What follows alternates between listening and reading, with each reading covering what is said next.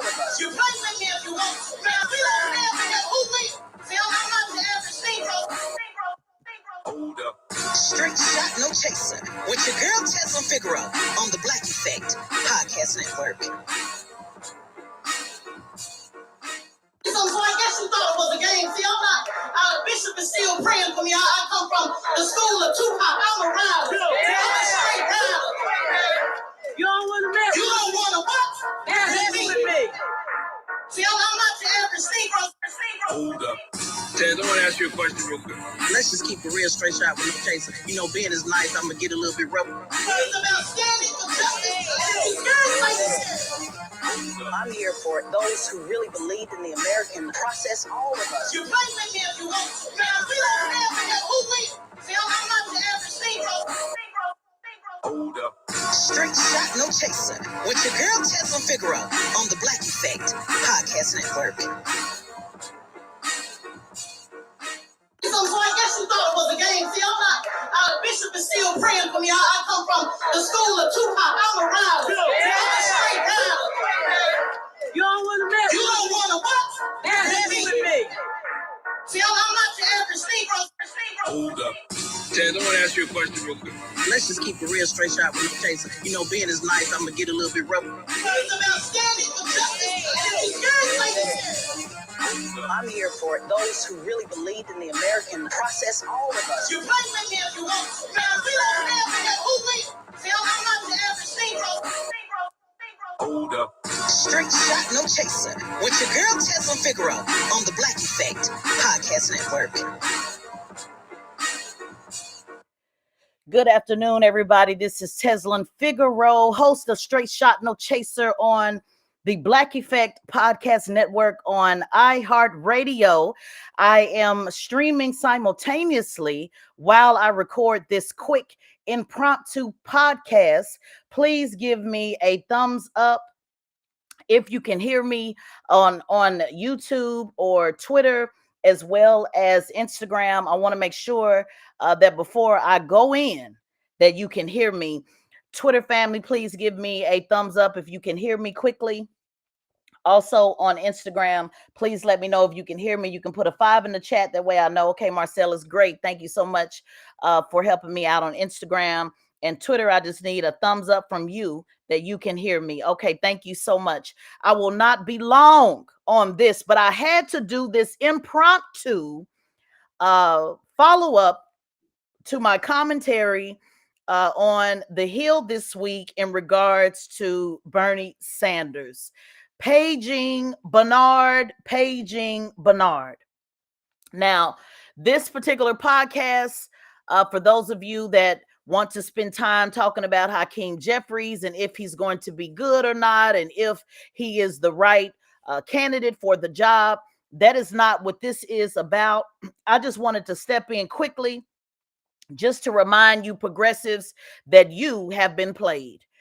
Again, let me say it again for those in the back.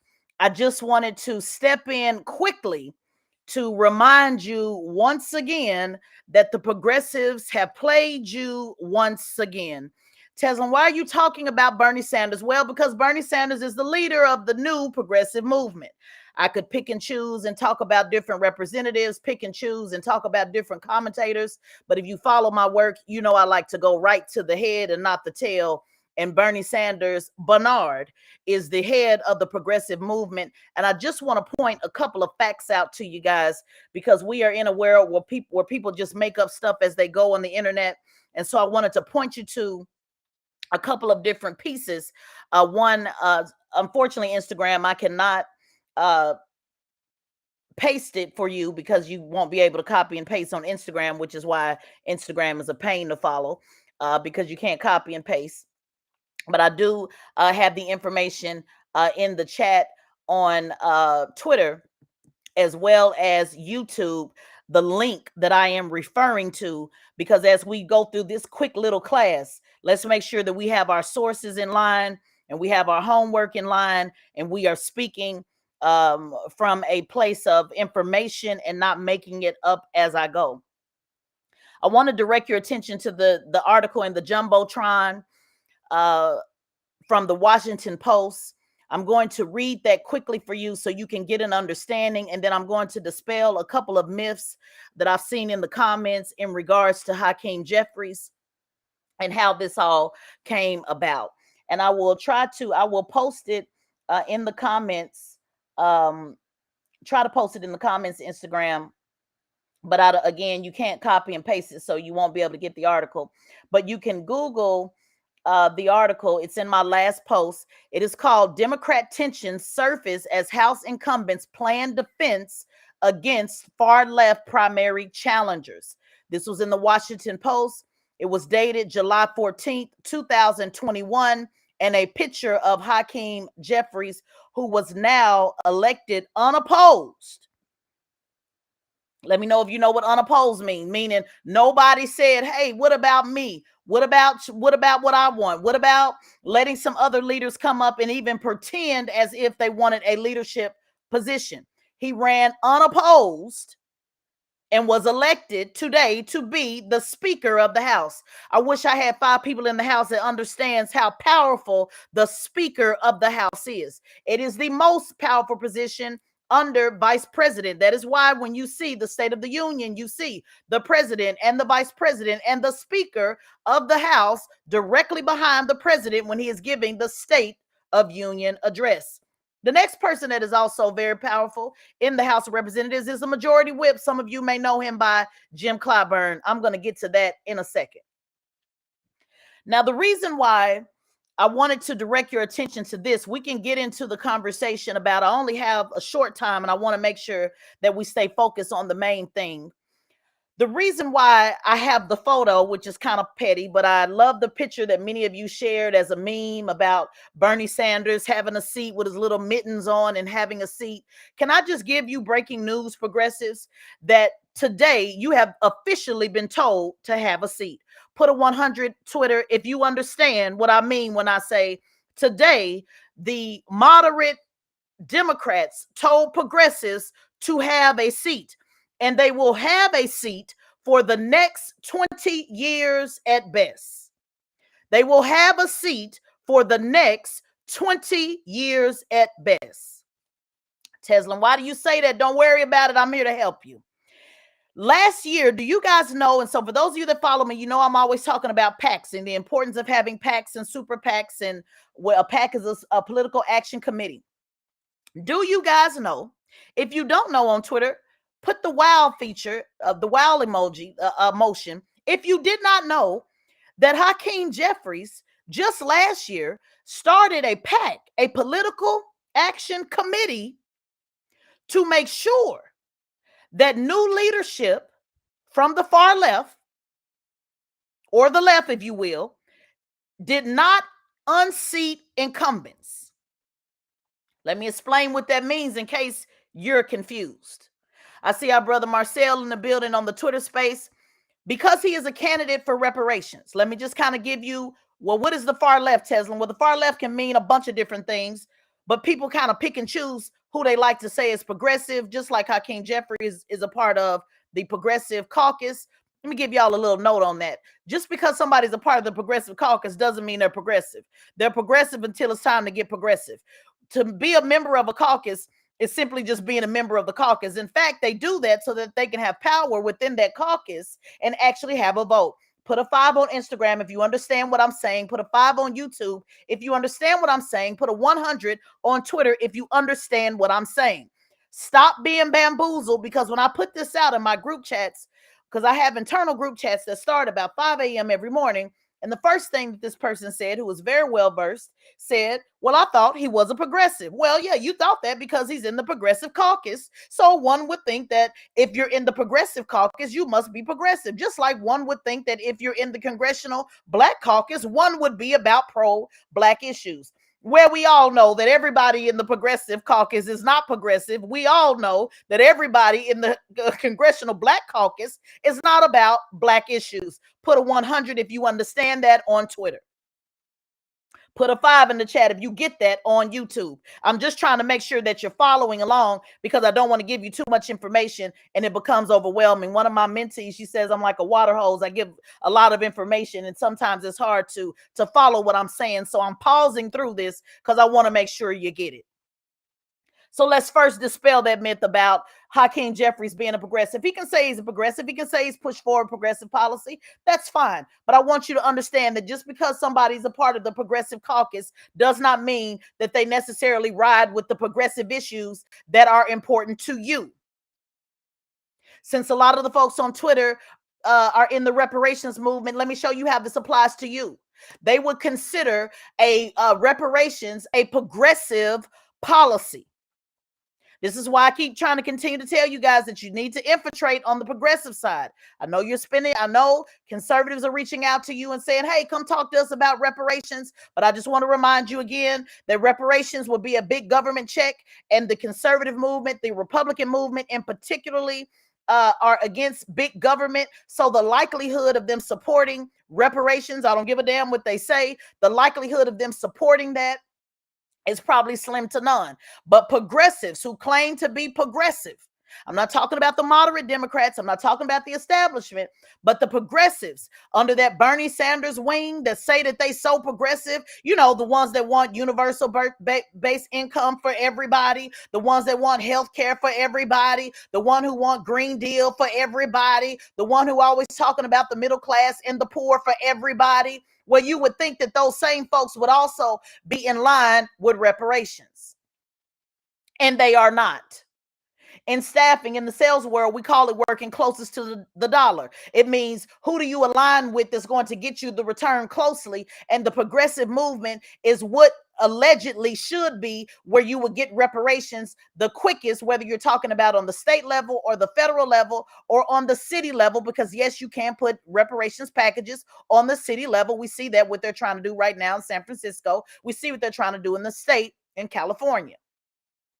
But yes, there is reparations on the federal level that talks about everybody across the board, you know, all freemen across the board getting reparations. However, you can put reparations packages, similar packages, closer to the dollar on the city and the state level. And in my opinion, it is the easiest to do, the quickest to do, to have in your immediate grasp, so that as you continue to push that, it eventually bubbles up to the state. We see how it's getting up to the federal. We see how it's getting bumped up already in different cities. It's getting bumped up wrong, loud and wrong, but it is getting bumped up.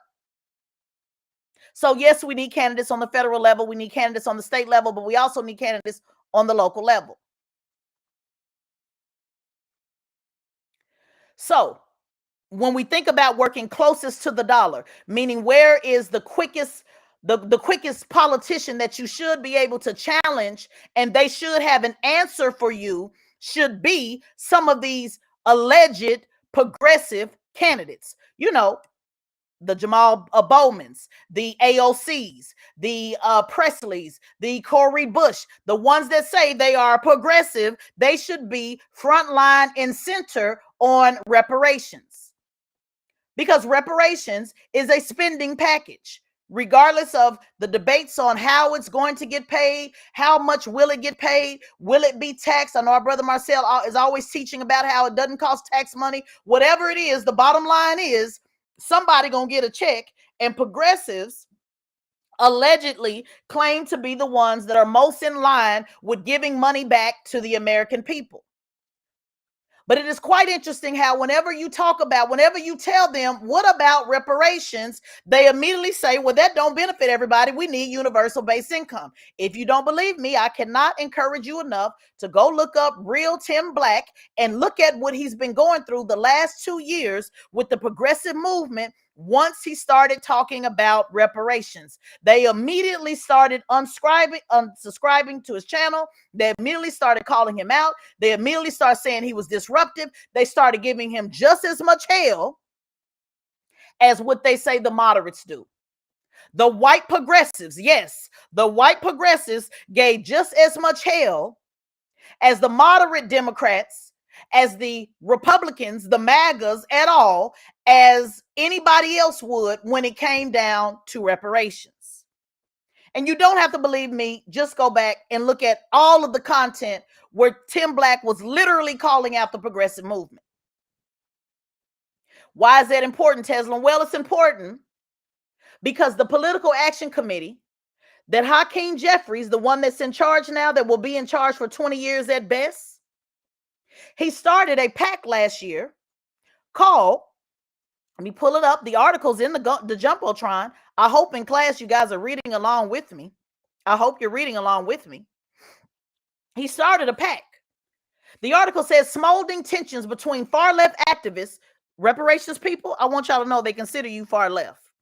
You may not have to be far left on all the other issues, but they consider reparations an extreme policy.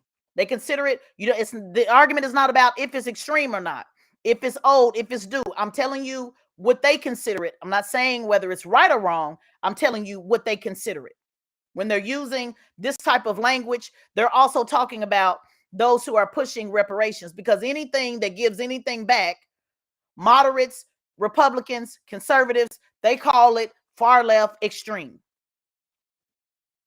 So smoldering tensions between far left activists and Washington's Democratic House leaders are flaring again ahead of the midterm elections.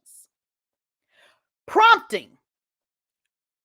Can somebody in the class, let me just Google. For those of you that don't know how I do my podcast, I like to teach. I have a master's in adult education, so teaching is fun to me. And I like to be able to I like to make sure you understand every single word. Prompting. The action of saying something to persuade, encourage, or remind someone to do or say something.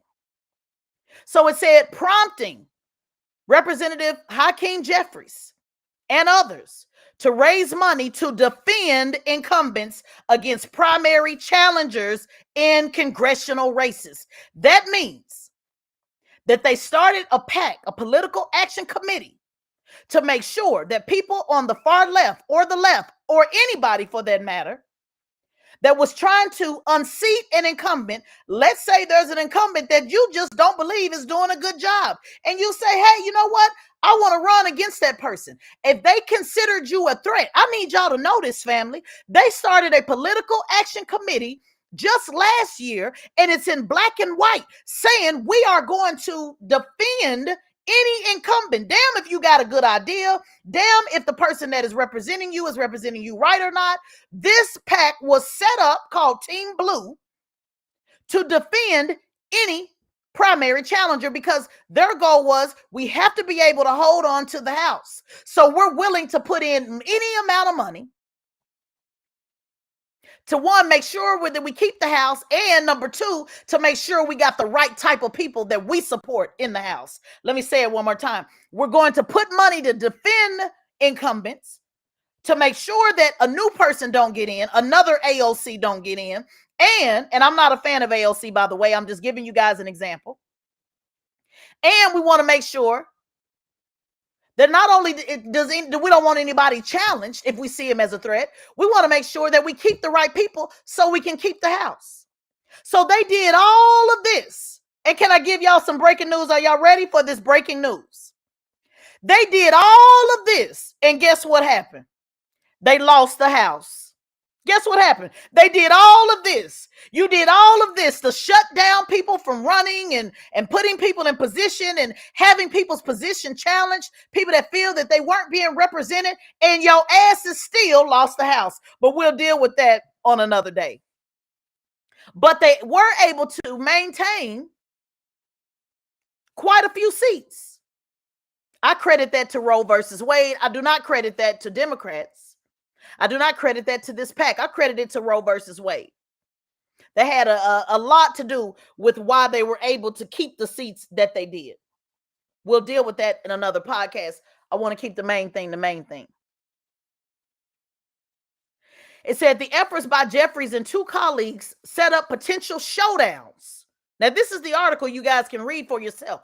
Potential showdowns with a band of younger and more liberal House members, such as AOC, and arrives amid jockeying to eventually replace House Speaker Nancy Pelosi. if she makes good on her pledge to leave leadership after the upcoming elections. Let me break that down to you. Basically, what that paragraph I just read is, it said they are setting up showdowns between any liberal that even think about running against an incumbent, and he's jockeying to replace Nancy Pelosi. To those of you that think you know so much about politics and just kind of make up stuff as you go, and I'm not saying that to insult you, it's just very frustrating when people just make up stuff as they go. When y'all are sitting up talking about, oh, no, he ain't going to be in there long. Let me explain something to you. The average person in Congress is in there 15, 20 years. Oh, they're not going to give a black man that much power for that long. Can I tell you something? My political consultants, comment consultants, Jim Clyburn has been the whip for 15 years. He's a black man. Can I give you some breaking news? That they love it when they can have a black man that can carry their water. They're already doing it in the article saying, oh man, yeah, Hakeem Jeffries is great with racial justice. They're already doing it. I know y'all think y'all the Olivia Popes and Olivia Dopes of Twitter space. And I know that you think that sometimes race allows us to not be in position, but when you are the selected one, not necessarily the elected one, when you are the selected one, it serves them well when they can put a black man, like they're saying now, oh, this is the first black man ever and ever. Kind of like what they did with Kamala Harris, kind of like what they did with Barack Obama. If they could bring Barack Obama a third time, they will. So stop what you're saying doesn't make logical sense, which is why I wanted to do this live, to give you some talking points as you guys continue on having this discussion among each other. Stop saying they ain't gonna let no black man have it that long. Jim Clyburn been the whip for 15 years. The whip is the most powerful outside of Nancy Pelosi. And can I give you some other breaking news to you political comment consultants? Do you know that Nancy Pelosi will still be in charge? Let me say it one more time. Nancy Pelosi is still in charge. Do you think that she's just getting out of that seat and just sitting back and going back and just going to worry about the good folks of California? It tells me everything you don't know about politics if you don't believe that Nancy Pelosi is still pulling the strings. You can better believe it. That's why he ran unopposed. They've been talking about putting Hakeem Jeffries in this position at least since 2016, 2018, making it public with the actual poll to say, hey, who do y'all want to be the leader? That's why he ran unopposed. That's why nobody even raised their hand to say, hey, I'm going to run against him. Kind of like what Bernie Sanders did when he said, you know what, I think I'm going to primary Barack Obama. And they got mad at him for even thinking it. And they told Bernie Sanders to have a seat. I need y'all to look at the petty picture that I put together. You see Bernie Sanders with his mask on. His mask on. This man, isn't it wonderful when images are in real life? He got his mask on, meaning shut your mouth. You better not say nothing at all. So not only is the mask appropriate because Bernard is quiet, he got his little mittens on. He's sitting in the little thing with his little hands folded. You're going to sit down, you're going to shut up, and you're going to like it. You're going to sit down, you're going to shut up, and you're going to like it. So Hakeem Jeffries, he was already positioned for this years ago. When people weren't paying attention, he was already in position. The deals have already been made. That is why Bernie Sanders is quiet as a church mouse and not saying nothing publicly. That's why progressives ain't saying shit publicly. And even Jamal Bowman said, oh, this is great. He from New York and I'm from New York. We got two gangsters. These are your progressive leaders that took your $27 like clockwork every week. These are your progressive leaders that said it's a revolution, millions and millions and millions and millions of them got to get together, and all I need you to do is give $27. Let me tell you something, you comment consultants. Oh, it ain't enough of them because it ain't enough of them. Well, why they didn't tell you that then when they was running? See, my problem, Nikki, it's not that I have a problem about how they run their show. Don't hate the player, hate the game. If the moderates are telling you to have a seat, hey, it is what it is. I say the same thing with the Republican side, which, by the way, 5 of them are challenging for leadership. 5 of them are at least raising their hand and saying, hey, we want to run too. If you want us to sit down, let's put some concessions on the table, by the way. So I don't have no problems. I don't get mad at the game. I don't get mad at the player and get mad at the game. And you know how y'all say, don't hate the player, don't get the game. See, this is the problem I have with progressives is you lied to these people. You sold them a dream and you lied. You told them you was going to fight your ass off. You told them millions and millions and millions of us get together. Breaking news, y'all. I worked on this campaign in 2016. I was there watching these people in tears like they just saw Michael Jackson. I'm telling you, these people tapped in to these folks emotionally, sold them a dream, and had no intentions of taking the fire all the way through. I'm not telling you what I heard. I'm telling you what I know. Let's go back to the article. It says the decision by Jeffries 50, who's one of the party's top fundraisers and currently fourth in line behind Pelosi, is an early sign of continued frustration among many Democrats at activist efforts by groups like Justice Democrats to challenge liberal incumbents in big city primaries. I need you guys to go Google, watch the documentary called Bring the House Down. Bring the House Down talks about how AOC and how the squad got elected. And it shows you all the behind the scenes, and Justice Democrats was behind the scenes on making sure those folks got elected. Now, I know there are people listening who don't like Justice Democrats. I get all of that. That's not what this is about. I'm just trying to put the pieces of the puzzle together so it can make sense. Justice Democrats were behind the squad and all of the new wave of progressives being elected. So what Hakeem Jeffries, who's the face of Team Blue, said, we're going to make sure that we cut off Justice Democrats and any candidate that rock with them at the knees. And it's right here in the article. You guys can read it for yourself. It said, and it comes 3 years after AOC dethroned a member of party leadership in a shocking primary. Jeffries has formed a new fundraiser effort called Team Blue PAC, with Problem Solvers Caucus co-chair Josh Gottemeyer and new Democrat Coalition co-chair Terry Sewell. The group will focus on protecting incumbents. It's literally telling you, focus on protecting incumbents, members of Congress in safe Democratic seats that are not a focus of the House Democratic Campaign Committee. Let me translate that to you. Let me say it, the sentence again, so you can understand what that means. The group will focus on protecting incumbent members of Congress in safe, say it with me, class, safe Democratic seats that are not a focus of the House Democratic Campaign Committee. For those of you that are new to politics, when there's a campaign, the House Democratic Campaign Committee, there's only a certain amount of time and a certain amount of resources. So they direct their resources to seats that they think they might lose to a Republican. Are you following me, Instagram? Put a 5 in the chat if you're following me. YouTube, 5 in the chat if you're following me this far. 100 on Twitter. Make sure you're following me this far because this is very important. When people are running for campaigns, they send the money on the seats that they think they might lose. That makes sense. But what has happened was, in races that are safe means we know that this seat was going to go to a Democrat regardless. Like when AOC ran her race, when Nina Turner ran her race, they knew that it was a Democrat district. Are y'all following me?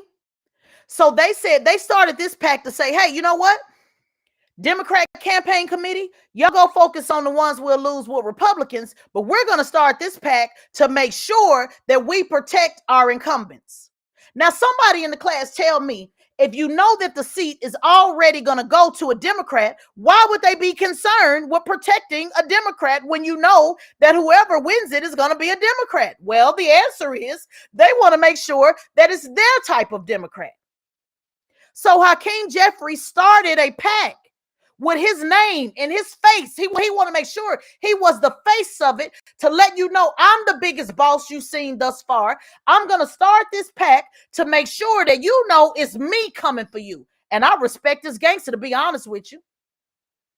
He did several interviews about it, saying it's time to shut all this down. We're going to shut all of this down. Whatever future AOCs is out there, we're shutting this down. We want to know that even though we know it's a safe Democrat seat, even though we know it's going to be a Democrat, we're going to make sure that anybody that got the inclination to run against an incumbent, we're going to start a pack and we're going to put money against you. That's what he did. Because don't you would think that regardless of whoever won, they're still on your team, right? So why would they be concerned about protecting an incumbent in a safe Democrat seat?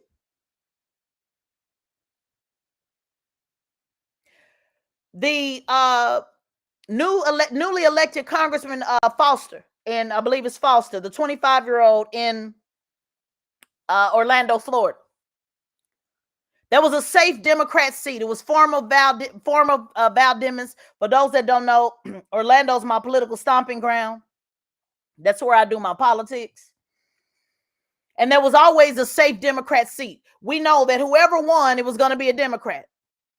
So when you saw the general election, when you saw the results and you saw the 25-year-old and you're like, wow, that 25-year-old that never ran for office, never had any political experience. Wow, he beat the brakes off that Republican. It was a safe Democrat seat. We knew that it was going to be a Democrat. There was no question about it. He beat out, and I'm my apologies. Don't hold me to the numbers, but it was about seven of them or so in the Democrat primary that he had to beat. You want to know how he beat them? Because all of the others that he were running with were heavily involved in the Black community. 2 or 3 I know personally: Natalie Jackson, former Trayvon Martin's local attorney; Randy Bracey, current, who was at the time current state senator; Pastor Gray. The Black vote was split, just in case y'all want to know some game on how he won. Oh, but Tesla, he's Black. No. He identifies, you can see the Hispanic community has already said, no, this is one of us. Just in case y'all know. He didn't have ties in the Black community. So those that had now he got ties in and out, because now he done hired a couple of different consultants to make sure they keep that outreach going. But just in case y'all want to know how that 25-year-old, which I salute, is great. He was an Uber driver and they underestimated him. But the reason why he ran is because the Black vote was split, because it was 6 or 7, at least 3 or 4 high profile. Former Congresswoman Brown, who was she was the former Congresswoman for that district. In fact, she was the one, you guys have heard me talk about how I went to Congressional Black Caucus training in 2010. Congresswoman Brown is the one that sent me to training. She unfortunately had to go to jail. Y'all can go Google and look that up. And then she got out of jail. She came back and she ran for that seat. So you had a former Congresswoman. Shout out to you, Nikki. I know you know about Florida. I don't know if Leslie's in the building. You had a former Congresswoman who was running for that seat. You had Natalie Jackson, who was running for that seat. You had Randy Bracey, who was running for that seat. You had Pastor Gray that was running for that seat. So it was 4, and I believe a couple of others, but just those 4 I know personally. And so that allowed the vote to be split, so that the 25-year-old that did not have the deep-rooted relationships in the Black community, that's how he was able to win. But when you saw it at the end and you was like, oh, wow, he really beat that Republican, it was a safe Democratic seat. So that's why. The real race was winning the Democrat nomination. And when the Black vote is split that way, that's how he was able to gain have a gain over those other Black candidates, because the vote was split.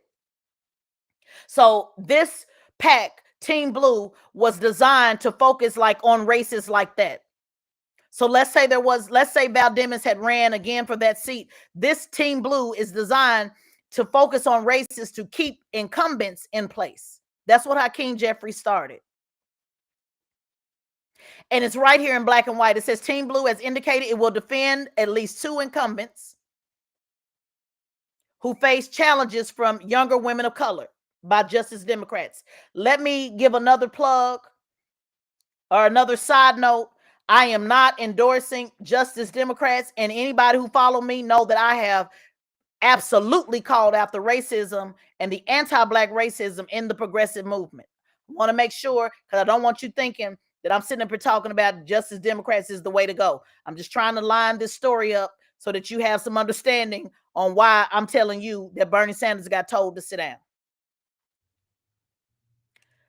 You can continue reading on the article, but if we go down to the other, to go down, you'll see where it says those organizing Team Blue say the path to retaining the majority depends upon minimizing inter-party fights. So this pack was designed to support the candidates that may not necessarily, that are in safe Democrat seats, who the DCCC is not giving, the campaign committee is not giving money to, because again, if you only got $10, who are you going to give it to? The person that needs it or not? So since it was safe Democratic seats, Hakeem Jeffries said, hey, we're going to start this pack called Team Blue to protect incumbents.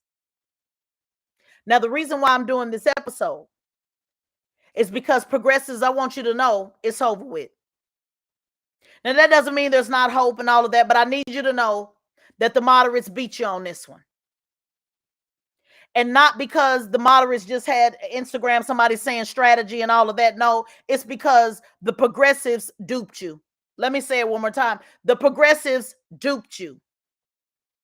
We can hold another space on if you are moderate, if you like moderates, should it be Hakeem Jeffries? Hakeem ain't shit, who this, who that. But this is about paging Bernard, because somebody need to let Bernard know that you duped these poor people. And when I say poor, I don't mean poor as in pity. I'm talking about literally, because Bernie Sanders talks about the poor and the working class. None of them said, hey, how about we at least even pretend, just for showmanship, let's just pretend like we're going to challenge the leadership. Well, they didn't do that because they said it's about strategy. We don't want to look at the tweet that Hakeem Jeffries said today. He said, we're not about chaos. We're about common ground. Oh, it's common ground because they told Bernie Sanders to have a seat. He's having a seat on common ground. I just need y'all to know that your king ain't said shit and he won't say shit. That's what this is all about. Oh yeah, they found common ground, and Bernie Sanders is sitting on said common ground. He's sitting on said common ground, just like in that picture, with his mask on and his little coat and his arms folded, not saying a damn thing. So for all of the progressives that was sitting up talking about how the moderates don't get it, how they don't have no strategy, and they don't know what y'all doing, and the baby boomers and all of that, can I give you some breaking news? The progressives played you. They ignored the black vote. Let me say it one more time. They ignored the black vote. So they did a piss poor job of bringing more black people into the fold, which is what you have to have in order to win Democrat seats. So they ignored the hell out the black vote. And then your leaders, your alleged leaders that took your last $25, they lied to you on the campaign trail. And as soon as they got in office, they flipped the script. Like I knew they would. And I don't have no problem with strategy. My problem is voluntary lies. Nobody told you to tell these people that you were going to fight until the very end, tooth and nail. We got to fight till hell freezes over. And then when hell comes, we're going to fight on the ice. There is no more fight in the progressive movement. You have no leaders. They have sold you out. They have showed you their hand while they were either elected or running for office. They have showed you your hand. So it will behoove you to either can't beat them, join them, I guess, beg the moderates to get on your side, or get some new leadership. Because Bernie Sanders ain't said a damn thing all day today. Oh, he in the Senate. Let's not use that as an excuse, because when it was time to vote against the infrastructure bill, he went on record telling the squad not to vote against it. Put a 100 if y'all remember when Bernie Sanders got in house business. Do y'all remember that Twitter? I need to see a 100. I need to see a 5 on Instagram and YouTube. Do y'all remember when Bernie Sanders got in their business? I'm just giving y'all the talking points. I'm just giving y'all the talking points. You can put the pieces together if you want to. Do y'all remember when Bernie Sanders got in their business and said, oh no, y'all don't need to vote against the infrastructure, and went all on Fox News and went on MSNBC and did all of that? Why is he quiet as a mouse pissing on carpet now? Oh, that's right. Because Hakeem Jeffries told you to sit your ass down. That's why. Let's just call it like it is, y'all. I know it hurt. I know it hurt. I know Bernard told you that he was going to change the world and he was the second coming of Christ. But I'm here. I'm just here to let you know that Bernard ain't shit. And I told you he wasn't shit out the gate. So I'm just kind of here just to rub it in, just to be honest with you. I'm just kind of here just to rub it in because I told you he wasn't shit out the gate when it was unpopular to do so. Yeah, I told you he wasn't shit out the gate when it was unpopular to do so. Oh, Tesla, like you taking pride in it. No, it ain't. I'm just calling it what it is.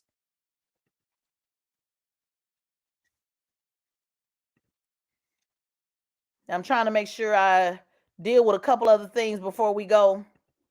A couple other myths. I think I dealt with the Hakeem Jeffries ain't gonna be in that long. Y'all don't know what y'all talking about. He'll be in for 15 years at best.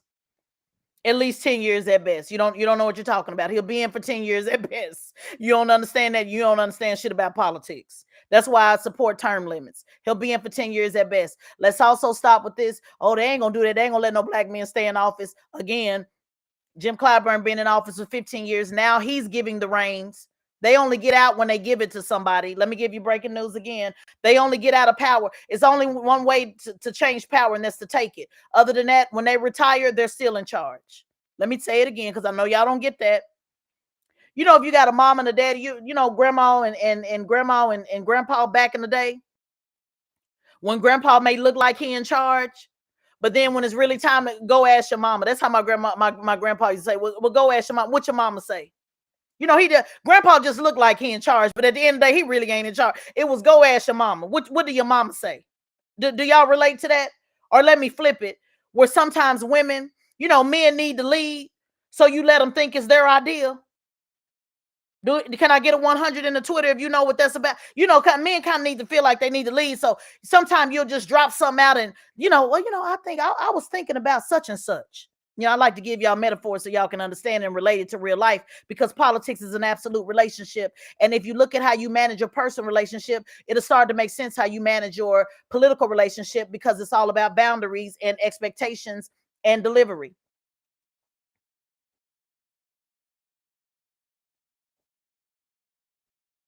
So you know how women have, you might just leave something out and make them think it's his idea. He say, you know what, baby, I got a good idea. What was you thinking about, baby? I was thinking we should go to such and such. Oh, for real, honey, that's such a good idea. Then you get on the phone with your girlfriend. Girl, he really thought that was his idea. Girl, that wasn't nothing but me. That's how it works, y'all. That's how it works in politics. It's really just that simple.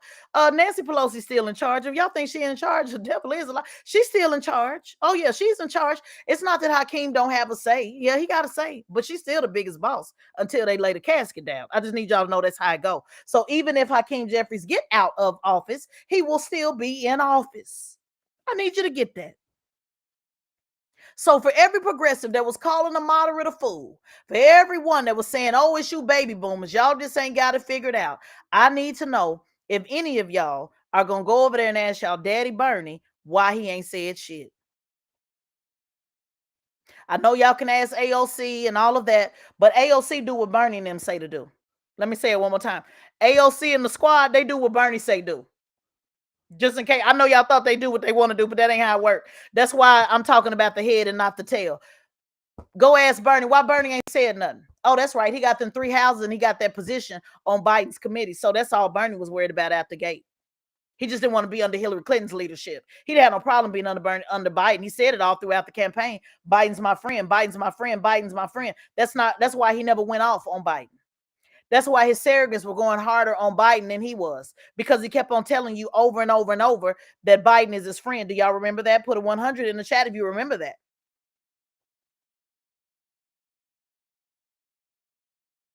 He constantly reminded you that Biden is my friend. Why do we always put it on Bernie? Well, sir, I just told you. He's the leader of the progressive movement. Who else do you think is the leader of the progressive movement? Now, you can put it on the person that you vote for, that you give your donation to if you want to ask them, but there's bosses in this. There's leaders in this. He's the leader of the progressive movement. Many of y'all wasn't talking about progressives until Bernie got on the scene. That's why. He's the daddy. He's the daddy of the progressive movement. He's raised more money than any progressive has in history. That's why he's the one with the dollars. He's the one with the bank. He's the one with the most powerful fundraising list in progressives. That's why, because he got the paper. Any other questions, Instagram friend? Excuse me, Twitter. I'm trying to answer some questions on Instagram. Why we all put it on Bernie? Because he they daddy. You didn't think he was their daddy? He they daddy. That's why. He the one crisscrossed this country for the last 6 and 8 years, telling people to give $27 every 2 and 3 days. That's why. He the one told them that it's going to take millions and millions and millions and billions and $1 billion and $1 billion and $1 million. That's why. That's why. Okay, the brother said he got it.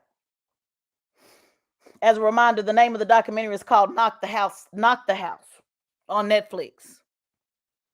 He's the one that came in with the populist movement that shook up the system.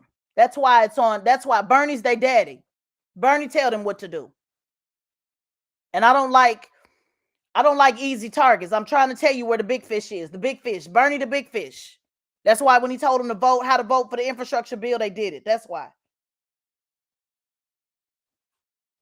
Somebody said they're not focused on Bernie. They focus on who they can vote for in California. Absolutely. You absolutely should. Hey, if you're just now joining me on my page, everybody that follows me know that I say focus on local and state politics. I'm just breaking down this, what it means to have Hakeem Jeffries in position and how he told Bernie Sanders to have a seat and the whole progressive movement to shut up because they started a pack, and he was very vocal and clear and why they ran unopposed. That's all this podcast is about. I'm just simply letting you know, progressives, you got played once again.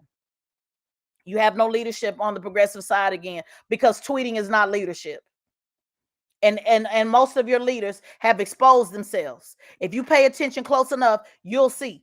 All you gotta do is see what they said. They expose themselves. Some of you have called it out. Shout out to you who called it out. Some of you still ain't got it because you want to believe in a savior so bad. So I just wanted to remind you that progressives, the link is, I'll put the link up. It's on my Twitter space, Instagram, on my Twitter space, and on my YouTube. In this particular podcast, unfortunately, Instagram is anti-information, which is why I hate Instagram. It doesn't allow you to share articles and things like that. So even if I post it in the comments, it's still, you're not going to be able to copy and paste it. But I just put it in the comments. You're not going to be able to copy and paste it because it's just not the way Instagram is set up. Instagram is anti-information. They don't want you to share information. They only want you to be entertained by pictures, which is why typically you don't see my face on Instagram. I want you to hear the audio. But no worries. It will be up on my podcast. We're uploading this immediately on Straight Shot No Chaser podcast.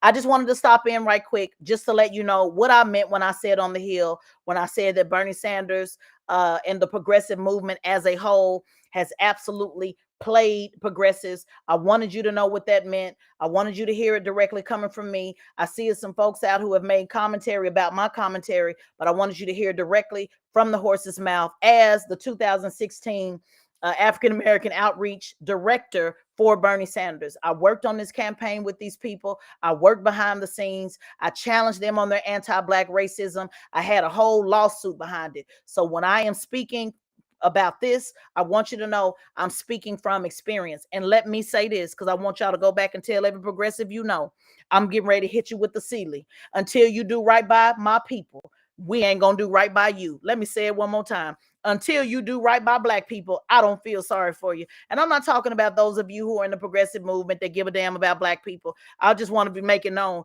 that I'm not riding with none of you. Until you ride with Black people, I'm going to keep on paging Bernard, paging 121212, because Bernard has still yet to have an understanding between race and class. He has and always will have always wanted to merge the two. I don't give a damn what y'all hear. I'm telling you what I know. So until Bernard Ain't anybody like them until I'm hitting you with the Sealy fingers. Do y'all know what the Sealy fingers are? Shout out to those of you that watch The Color Purple. I'm putting my two fingers and I'm pointing it directly at Bernie Sanders until you do right with my people. Everything that you done to us, been done to you. So y'all make sure y'all go tell that. So shout out to Hakeem telling you to sit your ass down and have a seat and don't get up until he tell you to. And that don't mean I support Hakeem Jeffries. It just means I'm just glad that your con game is running short. I'm glad that your con game is running short. And for those in the progressive movement, because I see some of y'all in here, for those of y'all in the progressive movement, y'all better start making some way for these reparationists. You better start making some, if you want to push that progressive movement, you better start dealing with some progressive issues like reparations, or you're still going to get your ass beat at the polls. That's just it. If you're as progressive as you say you are, then why don't you line up with the reparationists? Because the moderates ain't trying to deal with the reparationists. So it seemed to me it'd be a perfect marriage for the reparationists and the progressives. So why don't you progressives, you universal basic income progressives, you free health care for everybody progressives, you everybody should go to college for free progressives, you let's pass out checks every 2 months progressives, you everybody should get $2,000 a month. That ain't enough. You let's not do 2,000 a month. Let's do 4,000 a month. Oh no, let's take it up a notch. Fuck it. Let's do $10,000 a month. Why don't some of y'all line up with the reparationists? It seemed to be a perfect match in heaven. So until you do that, you ain't gonna get nan damn vote. Because I'm gonna make sure that I keep on reminding them all the time that you're anti-black. But shout out to y'all though. Shout out to y'all though. We want the check for the black folks, and then y'all can get. How about y'all pitch the reparation check first, and then we'll go push for the UBI for everybody. Let's make that deal. How about y'all check? How about y'all go ahead and push for reparations, and then once we get reparations, we'll go ahead and push for the universal base income, and y'all get y'all 2,000 every month. How about that? Black people are gracious people. We're loving people. We ain't got no problem taking care of you, but first we're gonna need ours first right off the top. So let's make that deal. Once we get our check, we will immediately go into a campaign on how y'all get y'all UBI every month. Is that a deal? Can we make a little deal, a little verbal agreement? As soon as we get the reparations, we're going to immediately, Marcel, would you agree that once we get our reparations, will you then start a campaign for the white folks to get their $1,000 a month UBI? Would you agree to that, Marcel? I just want to know, would you be willing to help him out once we get our check? But first, we're going to need our check because it ain't going to be no more simultaneous shit. We done with the simultaneous. We done with let's just fight it at the same time, because it seems like every time we do that, only one of y'all get taken care of and black people get left behind. So until progressives, and yes, that means, I know y'all love saying it, oh, black people are low information voters. That's how y'all like to call them. They low information voters. Oh yeah, the low information voters. They just don't know. They the boomers. Let me tell you something, white folks. I see straight through that anti-black racism. Oh, the boomers don't know what they talking about. Okay, then cool. Well, then let's talk about reparations. Oh, no. Everybody need UBI. It's only so much money. If you want to see where a progressive really stands, if you want to see where a white progressive really stands, ask them about reparations and you'll get your answer. So until that, we just gonna remain all separated. I guess it's gonna be the black folks, the grassroots black folks, the moderates, and then the black progressives that pretend like they don't see all this anti-black racism, because they damn sure see it, because I see it. So I'm just gonna put that on out there. They see this anti-black racism the same way I do. They see the same shit that I see. Don't get it twisted. So until then, we just gonna all have our own little separate little groups until we can figure out how to make this thing pop. And until then, Hakeem Jeffries is the new daddy, because leaders won't say nothing. How do we know? Because they ain't said nothing now. This has been Teslin Figaro, straight shot, no chaser. If you want to hear this again, you can certainly download the podcast. I do Twitter Space and IG and YouTube because I like to be interactive when I'm actually recording my podcast. But just so that you're not confused, this is an actual podcast on the Black Effect Podcast Network.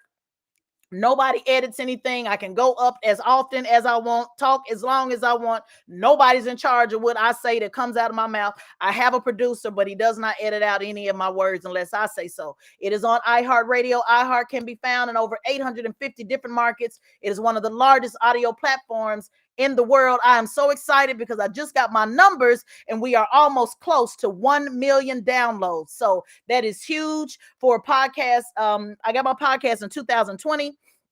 and we're almost at 1 million downloads. So shout out to those of you that actually follow my podcast. If you have not followed my podcast, please do so. Wherever you get your podcast, on Spotify, iHeart, Apple, wherever it is, just put in Straight Shot No Chaser, or you can just put in my name, Tesm Figaro. You can get it wherever you get your podcast. I drop content every single Thursday, but I love coming to these spaces. Let me just kind of put this out here for those that say, oh, you just looking for content. Can I give you some breaking news? Those of you that are listening to me now on Twitter and YouTube and Instagram, do you know that I don't even get to count those numbers because you're listening to it live? So that means after you hear it here, I don't even get credit for the numbers of you listening to it. I just want to say this because I know there's a lot of great space coasters. Y'all remember that cartoon Great Space Coasters? Get on board with the Great Space Coasters. So I just want to be clear. There's a lot of Twitter Great Space Coasters that just kind of be out talking just to talk and say, oh yeah, you just doing it for content. Can I explain to you that I have a contract a year in advance that's paid a year in advance? So I don't get paid for clicks. I don't get paid for how many people are liking it.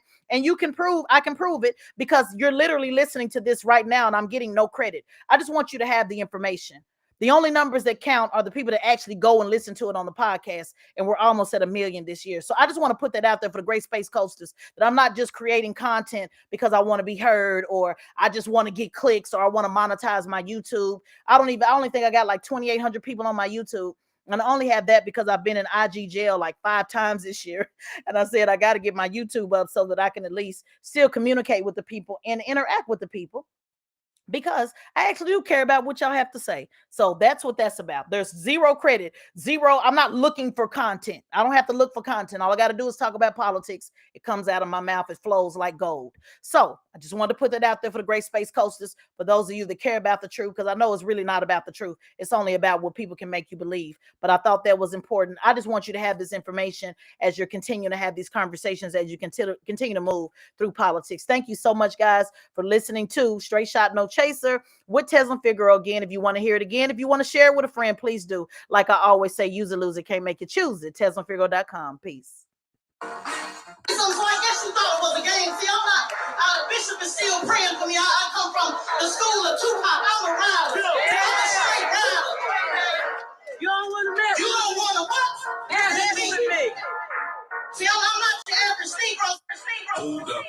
Ted, I want to ask you a question real quick. Let's just keep it real, Straight Shot with No Chaser. You know, being is nice, I'm going to get a little bit rough. It's about standing for justice. And if you scared, like this. I'm here for those who really believe in the American process, all of us. You play with me if you want to. Man, we don't have to get who we. See, I'm not your average Negro. Hold up.